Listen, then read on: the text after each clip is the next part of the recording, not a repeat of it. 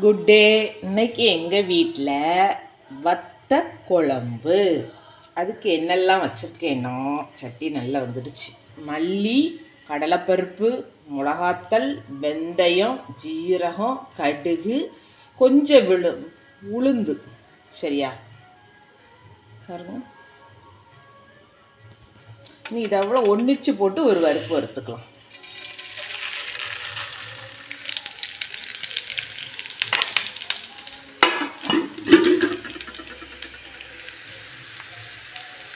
கரண்டி எடுத்துக்குவார்.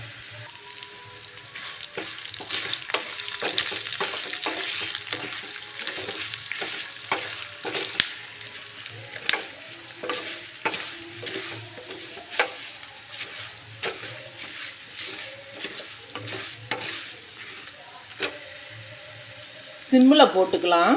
நல்லா செவக்க வறுத்துட்டு காட்டுறேன் பாருங்கள். முக்கால் பாகம் வறுத்துட்டேன். நல்ல மணக்கு. இப்போ தேங்காய், கொஞ்சோல தேங்காய், இவ்வளோ கணம் போதும். ஒரு குத்து போல் தேங்காய் போட்டு அது கூட சேர்த்து வறுத்துக்கலாம்.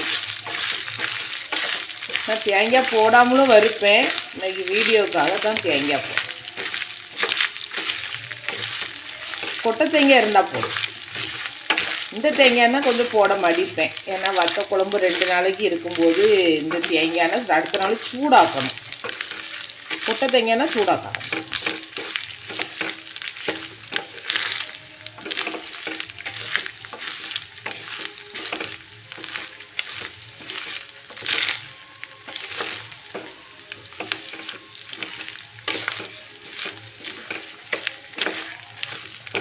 வறுத்துட்டு காட்டுறேன் பாருங்கள். நல்ல செவக்க வறுத்தாச்சு. இனி அரைக்கணும். அதனால ஆற விட்டுட்டு அரைச்சிடலாம்.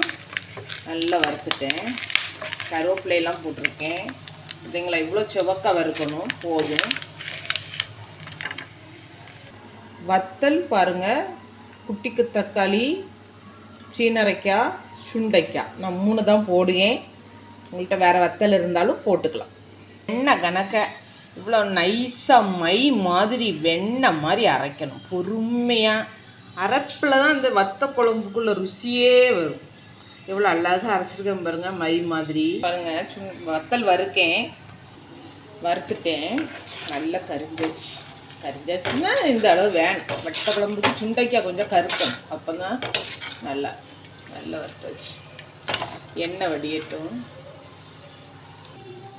வறுத்துட்டேன் பாருங்கள். இனி குழம்பு எப்படி கூட்டி வைக்கிறதுன்னு காட்டு. காலையில் மணி எத்தனை தெரியுமா? 6 மணி. 5 மணிக்கே டீ போடணும்னு போட்டு 6 மணி ஆயிடுச்சு. வத்த குழம்புக்கு வறுத்ததுனால. சரி, டீ குடிச்சிட்டு வந்துடுறேன் பாருங்கள். வத்த குழம்ப தாளிக்க போகிறேன். கருவேப்பிலை போட்டுட்டேன். அப்படியே 2 வெந்தயமும் போட்டுடலாம். தாளிக்க 2 வெந்தயம் போடணும். போட்டால் தான் நல்லாயிருக்கும். நீங்களும் போடுங்க.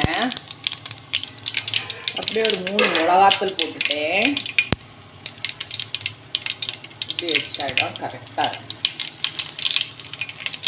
இப்போது அரைப்ப விட்டுறலாம்.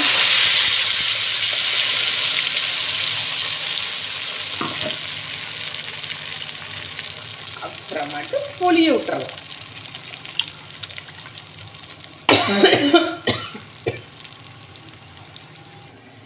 இப்போ மிக்சியை கழுவி விட்டுறலாம். தேவையான அளவு தண்ணி ஊற்றலாம். வத்த குழம்புக்கு கருவேப்பிலை போடாண்டா. நம்ம வறுத்து அரைக்கிறதுக்கு போட்டுட்டோம் பார்த்தீங்களா, அதனால் போட வேண்டாம். உங்களுக்கு வேணும்னா போட்டுக்கிடுங்க. நான் போடலை. இப்போ இந்த வத்தல் அவ்வளோ தூக்கி போட்டுருவோம். ஓகே. இனி ஒரு ஆப்பையில் கிண்டி கொடுப்போம். ஆப்பை அரைச்சி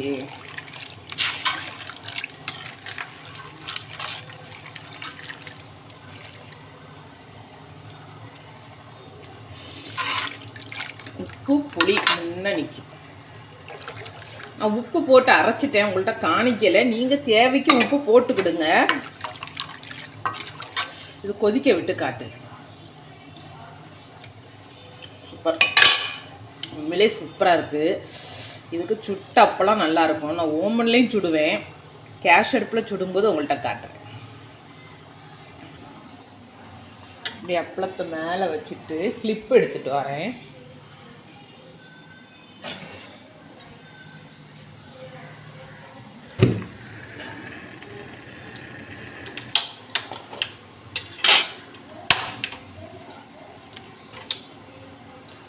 பாருங்கள் எப்படி சுட்டு எடுக்கிறேன்னு.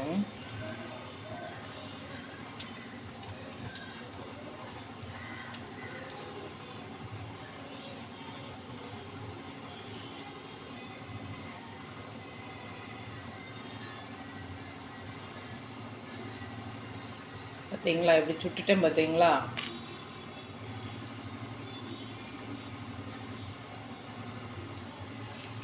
சுட்டுட்டேன்.